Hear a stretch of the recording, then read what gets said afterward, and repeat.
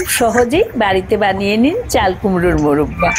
ভেতরটা দেখুন কিরকম জুসি আর বাইরেটা শুকনো। পাকা চাল কুমড়ো ফালি ফালি করে কেটে নিয়ে বুকের অংশ আর খোসাটা ফেলে দিয়ে বড় বড় ডুমো ডুমো টুকরো করে কেটে একটা কাঁটা চামচের সাহায্যে চারদিকে ফুটিয়ে ফুটিয়ে গর্ত করে দিতে হবে। 1 লিটার জলে 1 চামচ খাবার চুন মিশিয়ে এই চাল কুমড়োর টুকরোগুলো ভিজিয়ে রাখতে হবে সারা রাত। পরদিন সকালবেলায় জল পাল্টিয়ে পাল্টিয়ে ভালো করে ধুয়ে খানিকটা জল দিয়ে সেদ্ধ বসাতে হবে। 20 মিনিট মতো সেদ্ধ হলেই এগুলো ট্রান্সপারেন্ট মতো দেখতে হয়ে যাবে, তখন নামিয়ে জল ফেলে দিয়ে চিপে নিতে হবে।